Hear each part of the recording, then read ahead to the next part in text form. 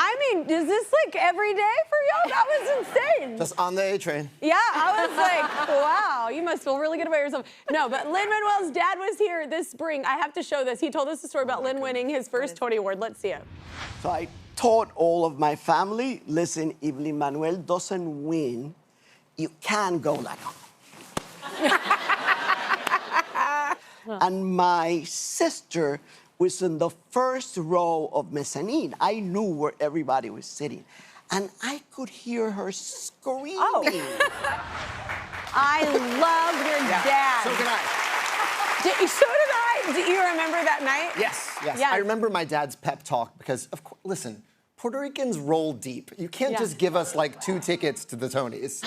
My dad spent that whole day like, okay, we have 12 Puerto Ricans coming in from the island. How are we gonna get them all seats? And so I remember his little pep talk being like, if he loses or if he wins, we have to act like white people and we have to go like this. And then I got up there and I was like, Wah! It was mayhem. Oh my God. Does it make you nervous though when you win? That's one reason why I don't like winning, because you have to get up and you have to give a speech and I forget everyone. Yeah, well, my thing is I try not to write anything down. I'm very like that night in particular for In the Heights, I did not write my speech. I had like 3 or 4 rhyming couplets in my head. Yeah. Because I knew that would be like a good mnemonic for memory. Yeah, but I was very superstitious about writing anything down. Oh, you can see it. I mean, the terror in my face. Go Google it. I am actually one of those white people that are excited that I didn't win because I hate going up. I always forget. Even the last time we won an Emmy, I forgot to thank my manager who runs my entire life. And I just forgot. I don't know. I blank. I freak out. I panic in those moments. But so wait, does your family do anything like that? Do they all show up in droves? Well, yes. I mean, I've been forcing them to watch everything that Love what I do all my life. Like, pay attention to me, please. Yeah. But you know, this actually happened with a play that I wrote that was a memoir about growing up with my family. And the very first time that we did a reading of it, I invited my mother because she was in it. I wanted, you know, to give her that respect. And after the reading was done, I was like, yeah, my mom is here. And she just like walked up onto the stage and was like, that little line that you had, I didn't say that. And I want everyone to know, you know? So I was like, okay. And that just kind of shows you, you know, just like you have to embrace the truths that everyone has in the family when you're going to be writing. And the vantage point of that. Yeah, it's different from different vantage points. That conflict. Yeah, it is amazing. Like, siblings can grow up in the same household and have a completely different experience growing up. That is a psychology class I would love to take. So, Lin-Manuel, so speaking of family, I hear, is it your sons, they write breakfast songs? Yeah, my sons write earworms, but they're mostly about breakfast foods. Do you ever steal any ideas from your children? No, I mean, there's one that my little one wrote. He was eating Cheerios one day, and he just goes, "You got one, you got one, you got one in your tummy, you got one." And that became such a jam that, like, for weeks, we were like, you got one, you got one, you got one in your tummy, you got one, you got one. We're gonna hear this in a musical one day. He's got the gift, he's got the gift. 1 word, 1/3, just sticking up for your son. Let's get to a few commercials. We've got someone in the audience to help. Hey, Kelly, Lin-Manuel, and Eisa. I'm Akeem, a.k.a. King Kempsey. Lin-Manuel, you used to be a party motivator. That's my jam, too. I MC basketball tournaments, bar mitzvahs, even the baby showers. Whenever someone wants to have fun, I bring it. And Eisa, I'm loving the Warriors album. Like the Warriors, I'm from Coney Island, too. Whoa! Don't go away. Kelly has more with Lin-Manuel and Eisa right after this.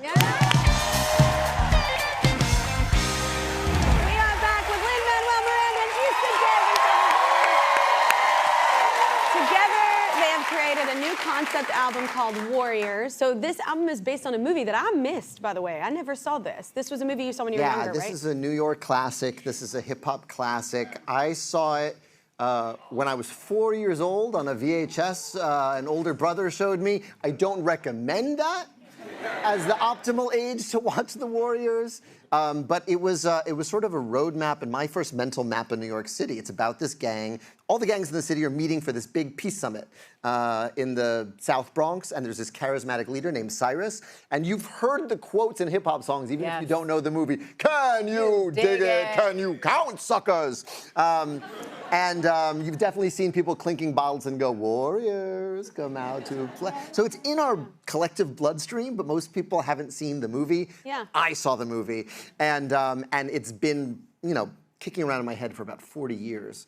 And when I realized it needed to come out and be a musical, I called Eisa because she's much smarter and cooler than me. Oh my gosh, you're both that. To help me get it out. No, so what is, I have to ask you, like, why come out with a concept album rather than, which I love, by the way.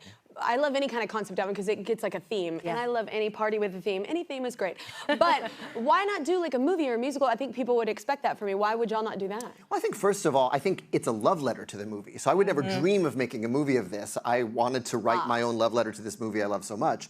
But also, I think that I love concept albums like Jesus Christ Superstar and Tommy and Evita, those all, even Hadestown, those all started as concept albums first. And frankly, when you're broke, every cast album is a concept album. Because most of, I know there are a lot of people who first pictured Hamilton before they ever got a chance to see it. I know most of the albums I grew up loving.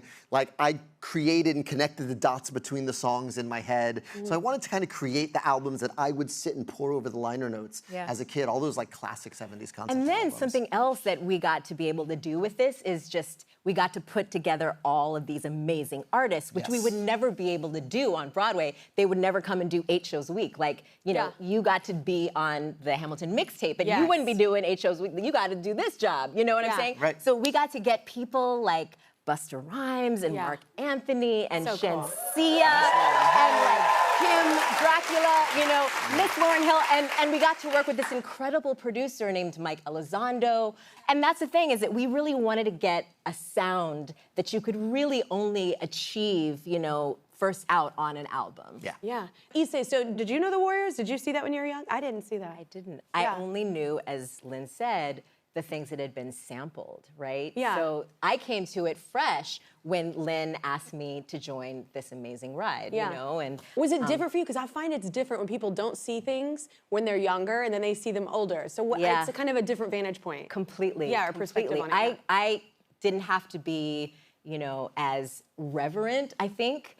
To it, which is, there's a really great quote by the novelist Elmore Leonard, and he says, when you're doing adaptations, you can just strip it for parts. Yeah. The things that are really gonna work. And then that's what we got to do, was we got to choose what's the story that we wanna be telling in 2024? And how is that gonna be relevant for all of us? There's this really important through line of this peace summit, right? Something we all need a little bit of in this world right now. Amen. And also about how women are part of that leadership toward peace. That's something we got to do. That was different than how the movie works. So I just love being able to have that fresh perspective, but also giving due respect to all the amazing creators like Walter Hill and the original novelist Saul Urich. Yeah, absolutely. How did it come about?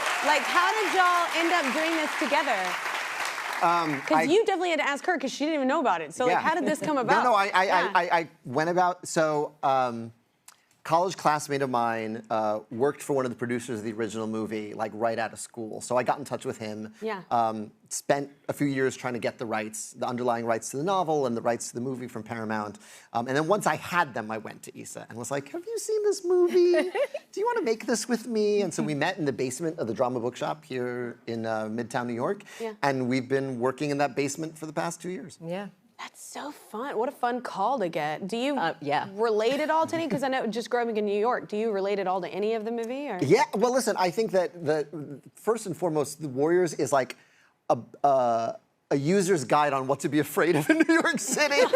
It's like, you're in the wrong neighborhood, don't fall in the subway tracks, you catch the wrong cop on the wrong night. Everything you could be afraid of is in that movie and happening. So when you're 4 years old, it's great. 4?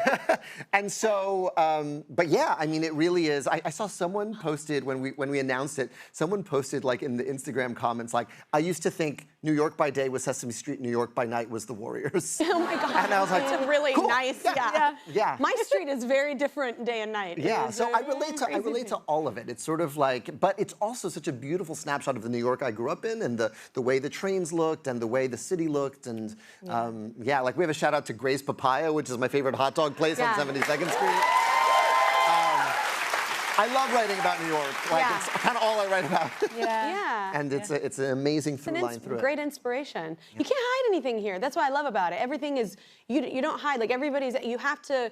I think growing up in a bubble where I grew up, I wasn't exposed to a lot. So and I think here you grow up around everything. Like it doesn't good and bad. Like and I think that's a beautiful thing. Did you relate to anything in the movie? Oh yeah. Well, I mean, like I said, the peace message inside of it is something that my mother and my aunt and all of the radical people that I grew up with, I really related to that. And then I had an experience not long after 4, I guess around 8, where I had a babysitter who was not really happy with the couple who raised her and got me and some other kids that she babysat to come over and kind of like torture, not torture, but like harass this couple. And we were just like, sure, we'll do whatever you want. Like Dennis the Menace. Exactly. And then the couple came out and saw us and like started chasing us. We were on these bikes like through the streets of San Francisco. And then they got the cops on us and we were like, I don't know, why are we doing this? Why are we here? Because our babysitter told us.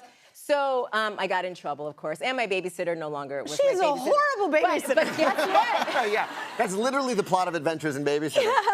But the thing is, though, she was the one who suggested me for the very first play that I ever did. So I thank her for that. But not the chase by cops. All right, let's pay for the show with a quick commercial break, y'all. You can find the new album Warriors wherever you buy your music.